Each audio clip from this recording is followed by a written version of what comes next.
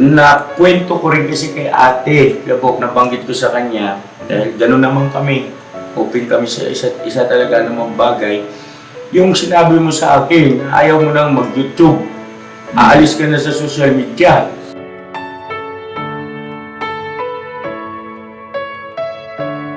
Busy, tiyak kasi si Buyet. Panay nawa si Buyet.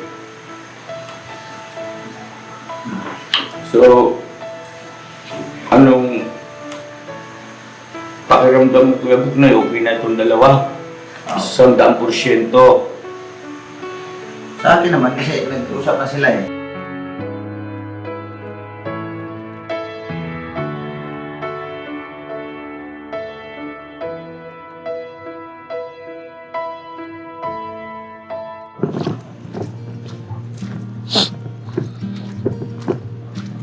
Ayun na. Magandang gabi po sa ating lahat, mga ka-business.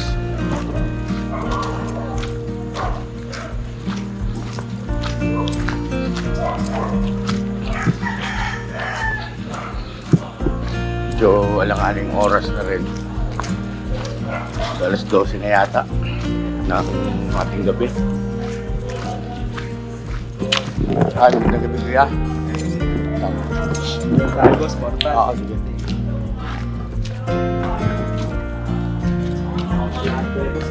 Dito lang? Oo.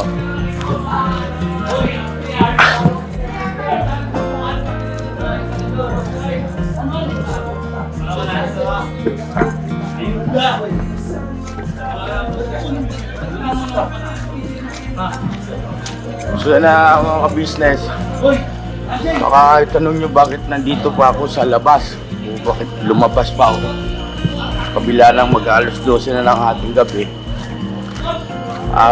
Hindi ako makatulog. So, anong nangyari dito kay Burno at saka kay ating Maingay. At ramdam ko kasi na hindi pa ito naging maayos. Ano po? At bilang mata yung nangunguna, pinakatatay nila, hindi ako komportable na ganun po eh. Gusto ko yung ayos na ayos talaga. At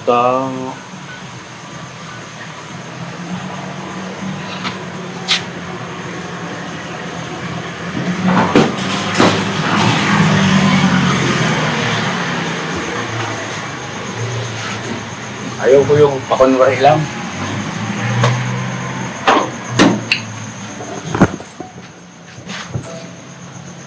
Kaya lang, wala na rin ako sa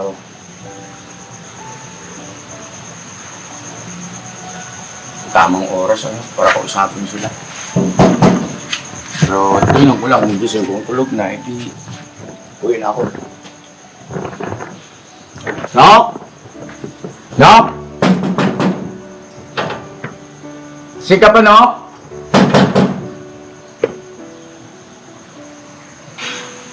Inisip ko lang din kasi na mas maganda rin sana ganitong oras pa para tahimik na ang paligid at kapag-usap ng masinsinan. Ito yung isa sa problema rito. Kasi grabe matulog itong mga ito.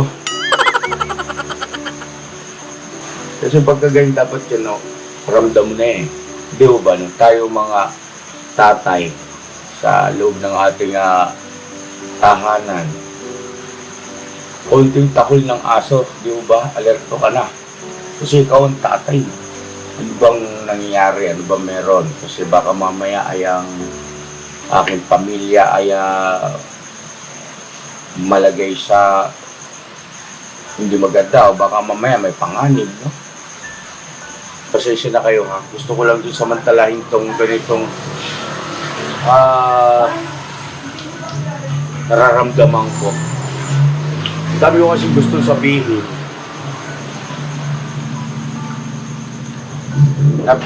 napakiwari ko kapag pinagpabukas ko pa ito, hindi na ganito yung nararamdaman ko at hindi na maaari ganito yung naiisip ko na gusto kong sabihin sa kanila. So, hindi naman siguro kalalabisan kahit ngayon lang. Istorbo si Kuya. Pasensya na kayo ha. Para bukas ay tuloy-tuloy na pag-mission naman. No? Yeah. Ay, busy ka ba kayo, Bok? Oh, nag-edit ako narinig. Narinig ko mga boses na sa taas. Gandang gabi po. Oo. Tawag nyo, agising ka pa. Oo. Ano ginagawa mo? Nag-edit. Oo. Wala mo upload bukas eh. Pwede ba kita maistorbo? Okay lang yan. Usap lang tayo tungkol doon kay Ate Mengke at kay Burnok. Opo. Ayun, sa Burnok, grabe na tulog. Ayun yung kwarto nila, hindi magising. Tulog na yata si Bruno. Tulog na pero dapat yung katok ko na ganun, alerto, no? Tulog na yan. Oo nga, alam ko tulog na. Pero yung ganung klase ng katok, bilang tatay ka ng iyong pamilya, dapat alerto ka, di ba? Oo, dapat. Magigising at may pakiramdam ka sa paligid ng iyong pamamahay, no? Yun ang aking ibig sabihin. Pasensya ka na, Kuya Bok, ha? Kasi medyo, si Kuya ngayon eh. Hindi ako mapakali. Saan ba tayo? Sa taas? Dito? Dito na lang siguro. Saan? Dito. May upuan naman dito yun. Nag-i-edit parang si Kuya Bok. Buti na lang, nabutan kong gising.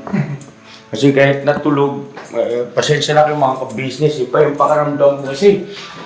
Mari, yung ibang mga business natin ay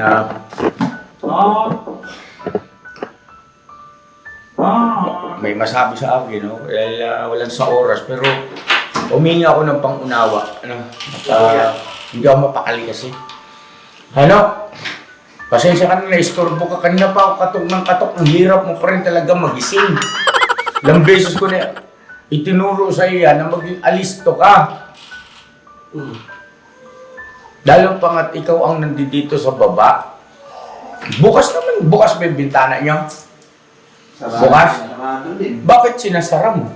Kaya mainit sila dyan. Hindi kulob kayo dyan. Saan dadaan yung, ventilation nyo? Hindi puro carbon dioxide na yun nandyan. Hiningan nyo yan. Hindi mo na kailangan isara yung bintana na yan eh. Open lang doon ba? Unang-una may gate na roon. Di ba? Tapos, safe naman doon. Buksan mo yung bintana mo pa rin mga anak mo makalanghap ng hangin na mo. Kumaga may sirkulasyon yung hangin. Open lang ba? Okay. Ngayon, kung halimbawa maglalabing-labing kayo, ayun, isara mo. Ngayon, kung tapos kayo maglabing-labing, buksan mo ulit para presko. Oo. Init niya. Hindi mo kaya ganyan. Kulog na kulog. Kawawa kayo pare-parehas dyan. Di ba? Pagbukas mo ng pinto, sumalubong yung Init. sagwa. Di ba? No? Kailangan yung mahalaga yun. Yung merong labas-pasok ang hangin.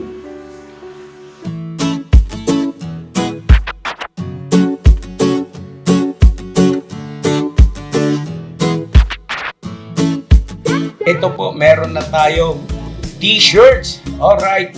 So maraming nag-aabang na ito mga ka-business. Ito na po ang t-shirt ng ka-business official Papa Dean's TV. Ayan po, Banat Bira.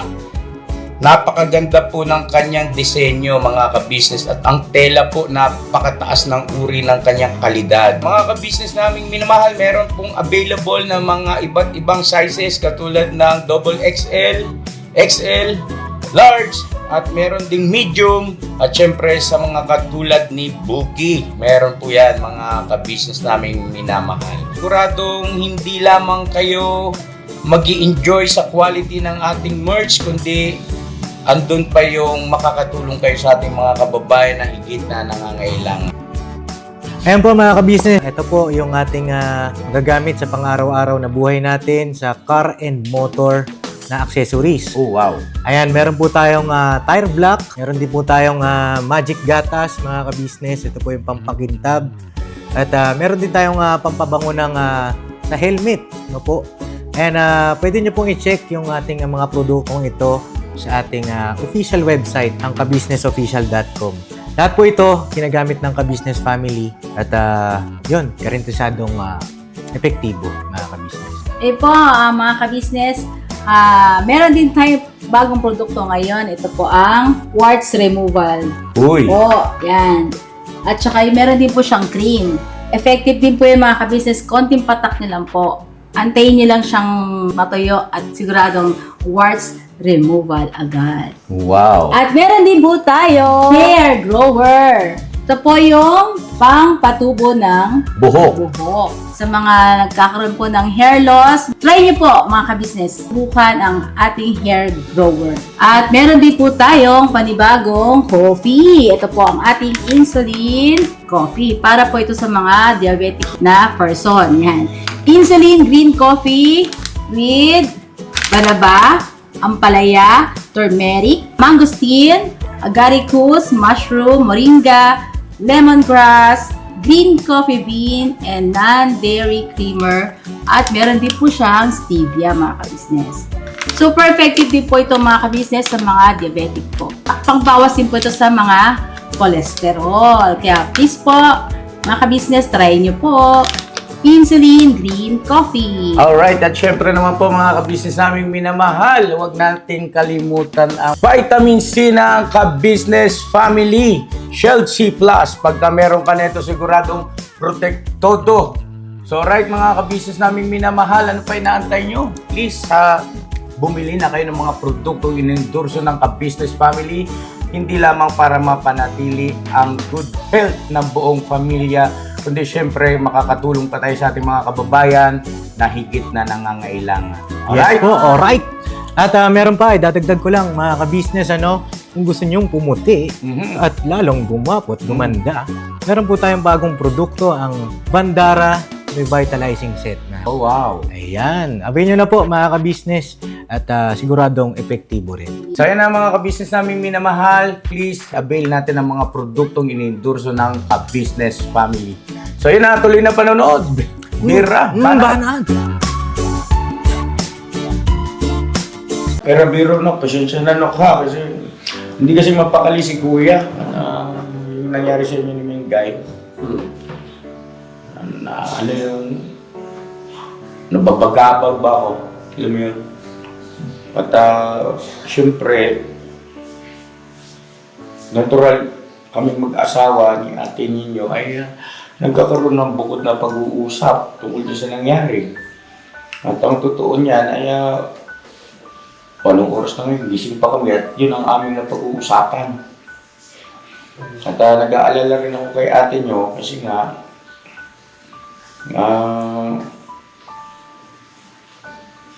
nasaktan din yun eh. Dahil sa hindi na rin lubos maisip na bakit ganun? Na para bagang hindi genuine yung naging pagpapatawad sa isa't isa, di ba? Pero hindi mo maitatanggi. Hindi naman tayo mga tanga. At malakas naman, marunong naman tayo makiramdam. No? Ang sa akin naman, huwag mo sana din ipagkamali na parang minabadali ko yung mga bagay-bagay na andun naman yung aking pangunawa kay Ate Mengay na nasaktan pa yung tao. So, yung iba kasi ang katwiran ay time will heals, no? O ibig sabihin, sa darating na panahon ay maghihilom din, gano'n. Para sa akin kasi mali yung ganong kasabihan at hindi dapat natin yung paniwalaan. Kasi po, hindi gano'n ang batas ng Panginoon Diyos eh. Di ba? May billing kasi sa atin. So, ibig sabihin,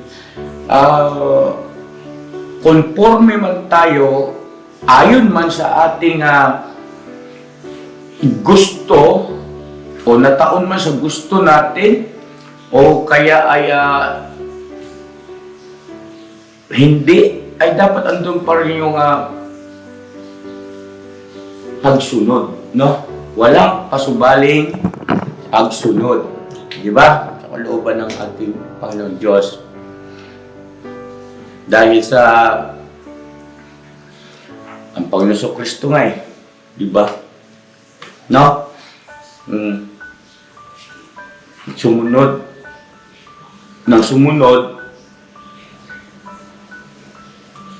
at sumunod. Anyway, ano na bang nangyayari? Ano na status ninyo? Kumikilos ka ba? Magawa ka ba ng hakbang para kayo ay tuluyan ng maging maayos? Kasi malas kasi yan. Yung ganyan, ang totoo, apektado ang buong ka-business family. Sa ayon sa gusto namin ni ate mo, maapektuhan tayo pare-parehas niyan. Pagka meron sa atin na hindi nagkakasundo ng totoo, ibig sabihin, merong itinatago na sama ng loob. Naintindihan mo ko? Ano ba yan? Ha?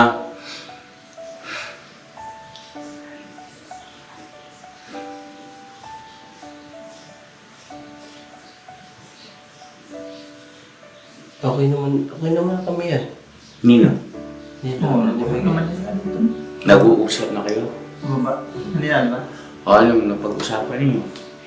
Ano sa pakiwari na? Okay na ba talaga? Nakapagpatawaran na ba ang bawat isa? Tika, nakakangawit itong camera. Meron ba kayo pwede gamitin na ang yan? Pero sakit. Ako. Matay ito ng isa. Hindi ko makita yung stand. Kaya ako na kayo po.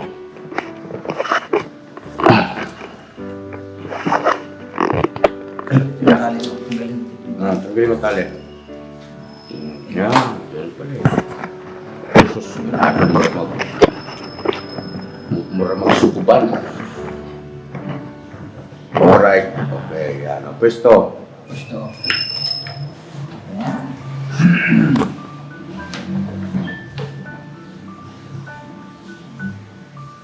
Ang yun o. Alright. Okay. Ito pala yung proseso mo. Ha? Ito pala yung dito yan. Oo. Pwede ba makisuyo ng electric fan? May Ay, wala may pala. extra nga dyan. Kalimutan ko. Sandali lang yan. Oo, salamat. Anong mga actuasyon ninyo? Ano yan? Ano lang ba ganun? Ano lang kami? Tuntua kami lang na. Ayan. Tungkol sa Naghingi mga sa'yo ng kalabo yun, di ba? kalimutan ko Hindi ngayon. mo dinala. Oregano. Nangale? Oregano. Oregano. Ay, oregano pala. Tagalog. Bakit saan galing yung oregano? Wala yan. Hindi ko nadala. Nandun yung sa may bahay. May Augustinay. Bahay ko yung ano. Doon yung bahay mo. Oo, may oregano nga Ito tayo na doon. itong si bunga tanim. Tapos, Ayun, nangihingi nga. salamat naman mga kabisnes. Medyo gumaan yung ako yung Dito kanina. pakiramdam. Marami nang usap-usap na kami dito. Tinawag ko na tinding. Tinding, kaya tayo tinding. Ano ba ulam yung kanina? Maming gulay man. Daming gulay man yung kanina. Huwag mo nang makasang tinding kaya. Nag-busy man yun dyan. Busy. Iyak kasi. Panay nawa si Juan. Buyet. So, anong pakiramdam mo Kuya Buknoy? Okay na itong dalawa? 100%. Sa akin naman kasi nag-usap na sila eh. Nung hindi ko, salamat. Kaya medyo okay na. Medyo okay na. Okay na. Pero Anyway. kailangan talagang ano pa rin. Yung bang kausapin. Pero sa tingin ko naman, nakikita ko naman sa kanilang anong usapan yun, di ba? Kasi nung pumunta ako sa bangko, kayo dito, nag-usap yung dalawa dyan eh. Nagpintuhan kayo dyan eh. Sabi ko, iwanan ko muna kayo kasi pumunta ako mga alas 8 ng umaga kanina mga business doon ako sa bangko. Yung sabi namin doon, ano nga daw kayo, tayo doon sa comics siya. Oo. Kasi, yun nga lang naman ang ating payo sa kanya. Sabi, Okay, talaga. Sandali. Kuya Bok, maputol kita sandali. Kaya ganito yung pakiramdam ni kuya ninyo at si ate. Kasi siyempre wala namang ibang magiging kausap, di ba, kundi si ate nyo, bago matulog yan ng mga bagay-bagay tungkol sa ka-business family. Naturalmente siya ng aming nagiging topic, no, kung paano bawat pamilya, ano ang mabuting gawin, ano ang pwede naming maitulong, no? Ngayon, nakwento ko rin kasi kay ate, Gabok, nabanggit ko sa kanya, dahil gano'n naman kami, open kami sa isa talaga ng mga bagay. Yung sinabi mo sa akin, ayaw mo nang mag-YouTube, aalis ka na sa social media. sinayiwar ko yun siya. Kasi, Kinong sinaywar mo si ate ka-business mo? bigay. Asumigay. Hindi man makinig sa akin kung ba. Sabi ko, pagka ganyan, tigil na lang ko ano yung shit, upload niya. Eh nga na, hindi natatapos yung bangayan yung dalawa. Ano kung maging silbi na ano natin?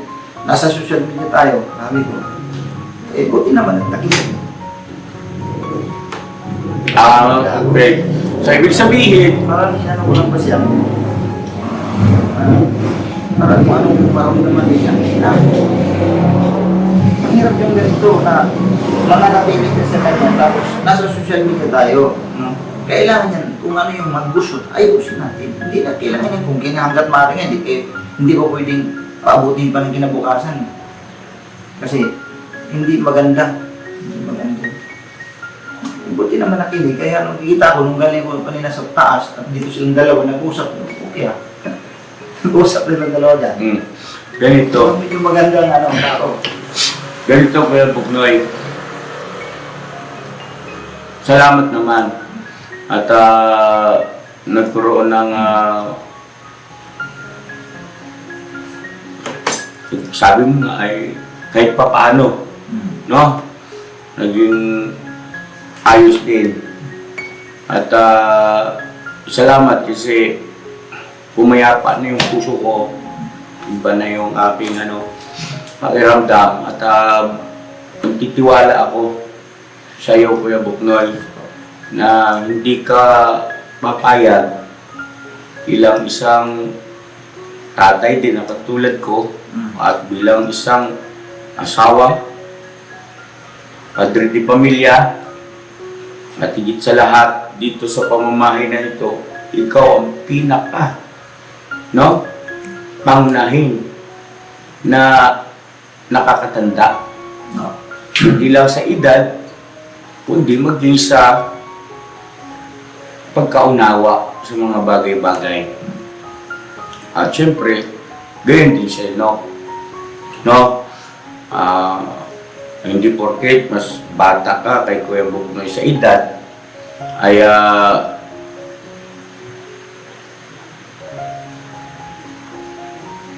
kakapusin ka na pagdating sa pagkaunawa sa mga bagay-bagay. No? Ibig ko sabihin, magtuwang kayong dalawa ni Kuya Buknoy, mangyari na mangyari, magtuwang kayong dalawa, maging matalas ang inyong pakiramdam at ang inyong mga obserbasyon sa sirkulasyon, sa pakikitungo ng mga anak mo sa mga anak ni Kuya Buknoy, no? Obserbahan niyo yan na siyempre natural, hindi niyo kailangan ipahalata sa kanila. Na? Anong ibig ko sabihin? Baka mamaya merong mga anak na para bagang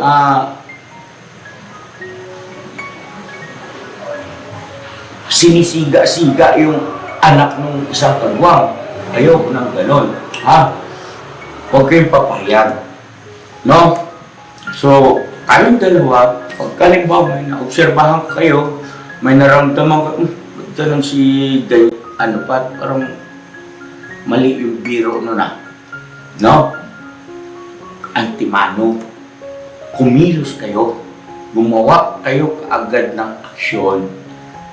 Tawagin nyo na maayos yung kinauukulan, kausapin nyo ng sarilinan, no? Huwag nyo ipapahiya sa harapan ng ibang mga bata, no? Kausapin nyo ng bukod. At buong puso nung ipaunawa na ako kung gagawin yun, ha? Kasi masama yun at saka maaaring baka ganito, ganyan. Diba? Ibig ko sabihin, kahit mga bata pa sila, no? Si Iya, si Ace, sino pa? Taniya. Ha? Taniya. Katalia, sino pa ang Yashu, no? Yan kasi ang magkakasing edad, di ba, na medyo nasa kalikutan na, di ba na? Yung ganyang edad, mga business nasa mga kalikutan yan eh. Nasa mga, alam mo na, masyado may exploring, no? Nag-i-explore ang mga ganyang edad. So, naisip ko lang na isang faktor na baka mamaya pagdating sa inaharap, yung patungkol naman sa mga anak ng bawat isa sa inyo, no, ang pagmulan. So ngayon ay maging maagap na si Kuya. Binili ko na sa inyo, ha. At yung mga anak mo naman, Kuya Buktoy, na nasa matured na, ibig sabihin ay ang mga malalaki na, katulad ni Denden, si Makmak, at saka si Dudong, ay maging maingat sa pakikitungo at pakikipag-usap, pakikipagbiruan, pakikipaglaro sa mga anak naman ni Bornok, no? Baka mamaya kasi may mga pagkakataon na, ay! Kaya, gano'n ngayon, bisa mo, baka may mga ganong akwasyon, mali yun, no? Kasi pag nakita ng tatay yun, o ng nanay, ay hindi man magsalita, pero magkakaroon ng question mark yun. Okay?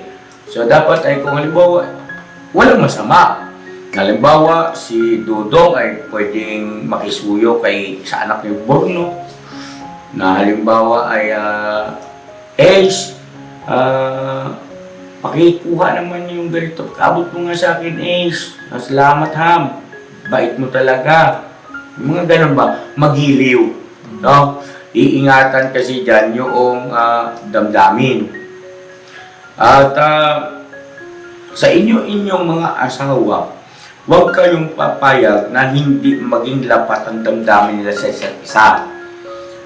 Naibulalas naman ni Ate Mingay dun sa vlog natin nung mga nakaraan na wala akong problema yan kay Mercedes. Kumbaga sa iyo lang siya may problema. Ngayon, Ate Mingay, kung magpanood mo to, hindi na kita yung istorbo, ha. At pasensya ka na rin kasi hindi ako mapakali.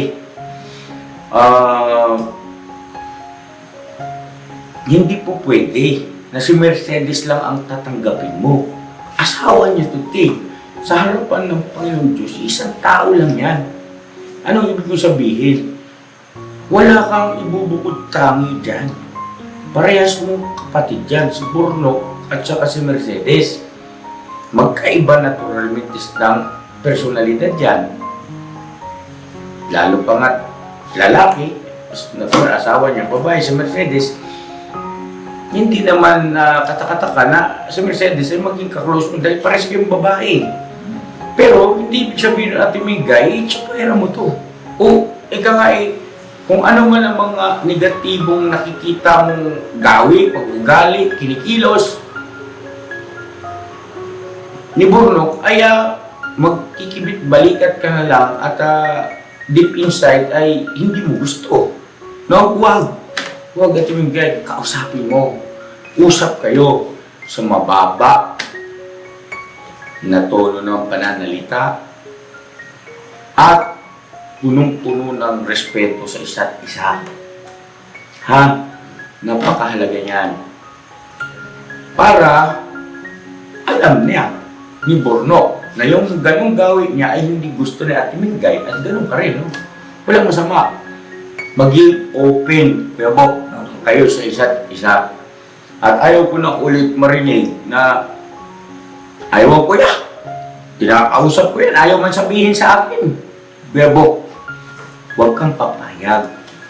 Hindi ibig sabihin, itong sinasabi ko, ay awayin mo sa Ate Mingay, ha? Hindi yun ang aking ibig sabihin. Ang ibig ko sabihin, huwag kang papayag na ganun, gumawa ka ng paraan. Ipaunawa mo sa kanya na mali yun, ha? At tuwirang meron siyang nalalabag na kalooban ng Panginoon Diyos sa ganoon, no? At sa ayot sa gusto kamo natin ay mapipinsala yung pagdaloy ng biyaya at pagpapala ng Panginoon Diyos sa ating sambahayan kapag ka hindi sinunod ang alinman sa mga kalooban, pamantayan, batas ng ating Panginoon Diyos, no?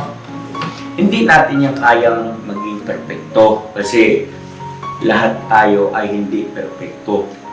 Pero yung magsikap ka, nakikita ng Panginoon Diyos kung paanong pinagsisikapan na ikay makasunod. No? Iba yun. Doon sa walang pakialam. Kung hindi kaya ay wala lang. Bala ka sa buhay mo kung ayaw mo. Iba yun, ha? Kumpara doon na nagsisikap ka. Kasi para sa Panginoon Diyos yung, sabi nga, mga ka-business, di ba? Anong silbi ng buhay ko kung hindi ko ipaglilingkod sa Panginoon Diyos? Di ba? Totoo yun eh. Anong silbi nga naman natin? Di ba, Borlok?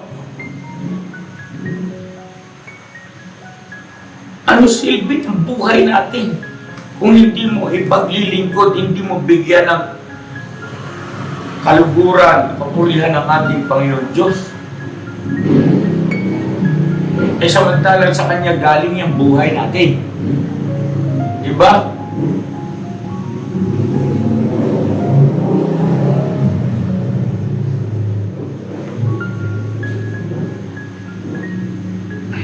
Okay na ako. Kaya po na yung damdamin ko sa'yo, matulog na kayo ulit. At Bok, pasensya ka na sa abala. No? I love you, no? Pasensya ka na, ha? Huwag kang papayag.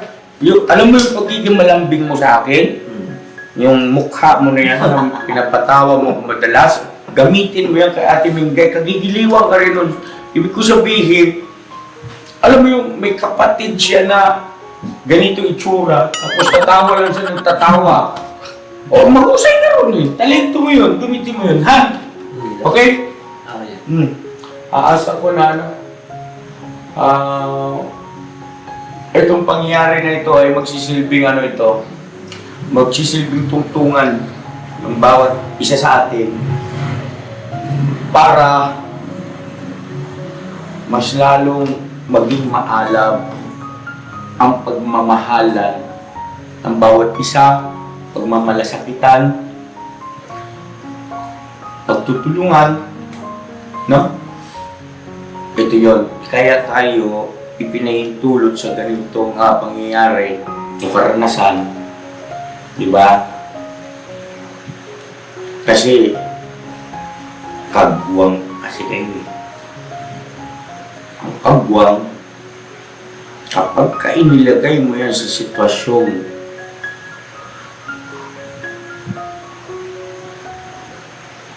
mahirap, lalong ginaganahan yan. Kasi ganon si Kuya.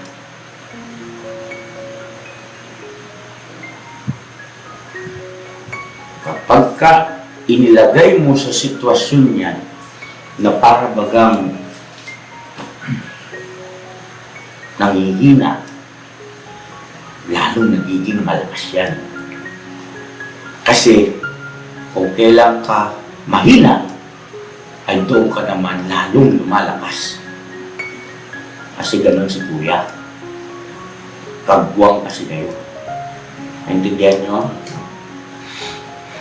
God bless sa inyo, ha? Okay na ako. Okay na ako. Pakasalamat ako. Lulu ako. Lulu, alagay ko dyan. Tila. At bukas ng umaga, kung hindi naman kalalabisan, Kuya Buknoy, Siya. no? Pumunta kayo sa bahay kasama si Ate Mengay, ha? At makipag-usap kayo kay ate ninyo. Panatagin niyo yung loob. Kasi Siya. sa kabila ng nagkakausap kami ni ate nyo, ay andun pa rin yung katotohanan na babae si ate nyo. At ako ay kilala nyo ako, iba ang aking ano eh, ha? Opo yan. Kasi mapayapain nyo yung damdamin ni ate nyo, ha?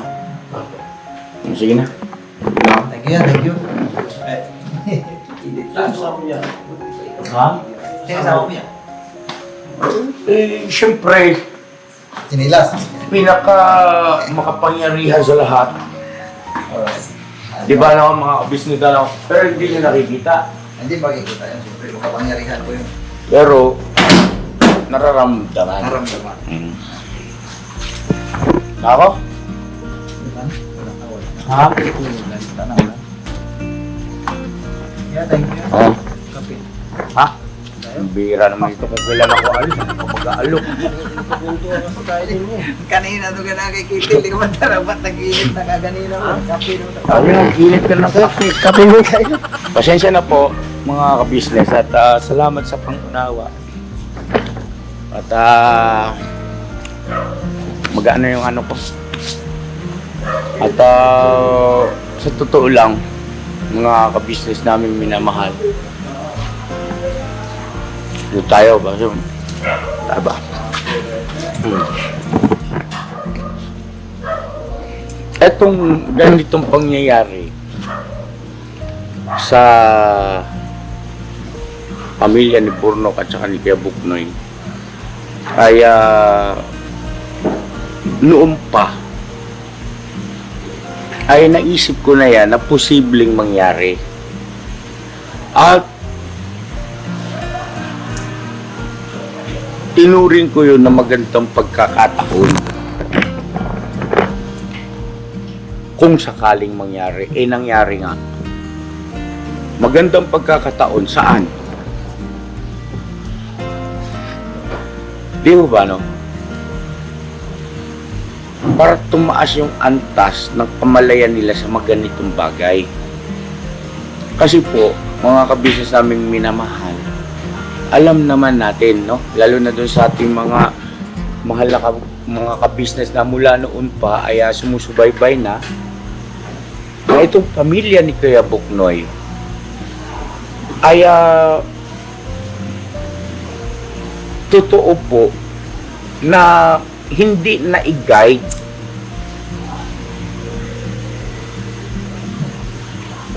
patungkol sa tinatawag na harmony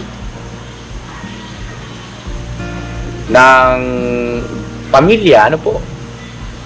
Halimbawa ay yung pagiging malapit ang loob ng mga anak niya sa kanya bilang siya ang tatay. Ano po? At gayon din naman sa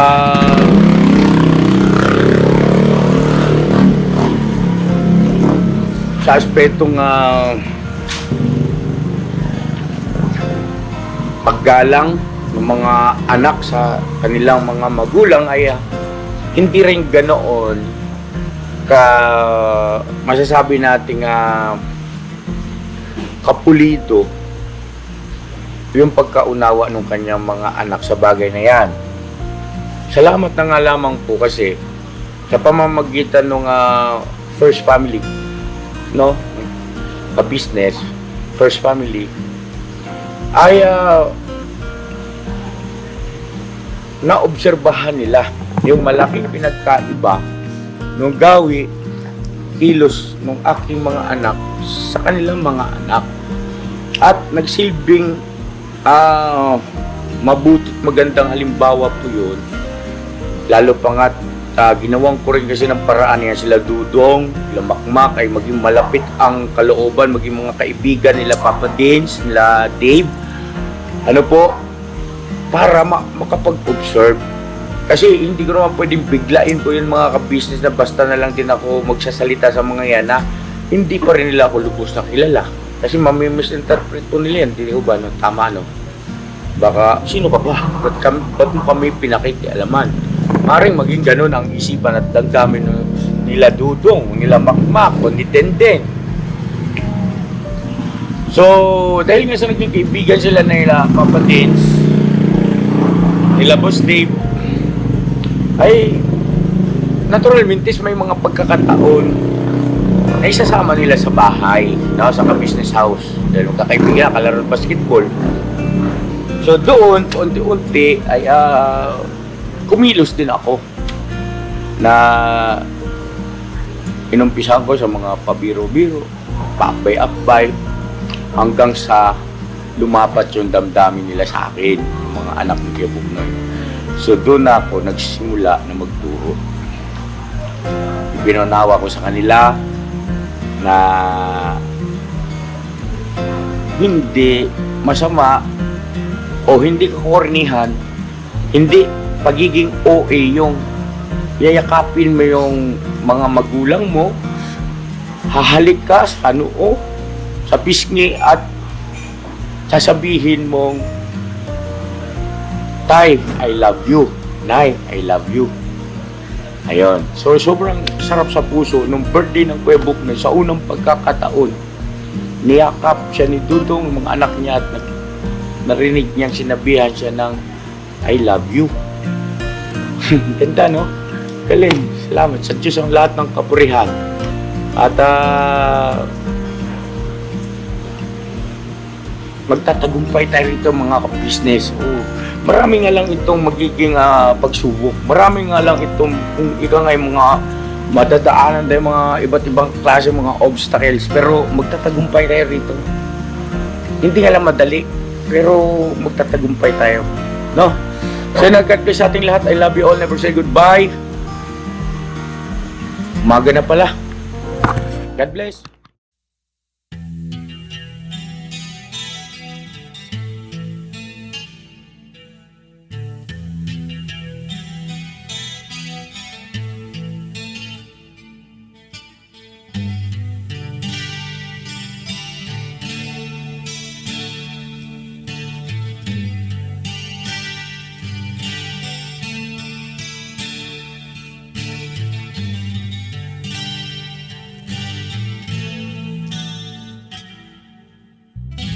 Sa bawat araw na lumipas, ka-business ay nagagalak. Maraming taong natutulungan, pagpalain ng may kapal. Sa bawat araw nagdaan,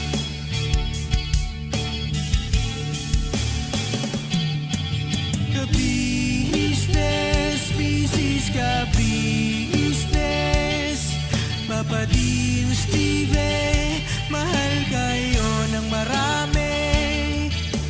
Ang tuwa nila'y walang mapagsidlay. Noong kami niyong natagpuan,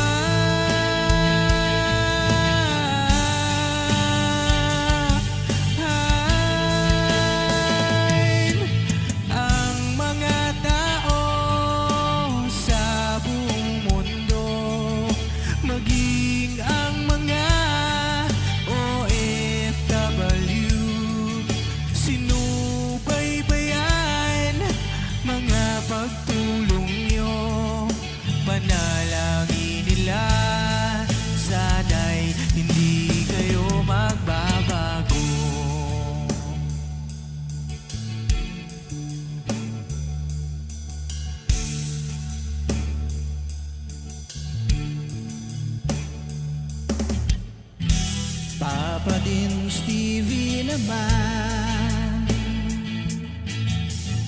scholarship ay nasimula sa mga nais mag-aral. pag-aaral ay pahalagahan upang kayo'y magtagumpay.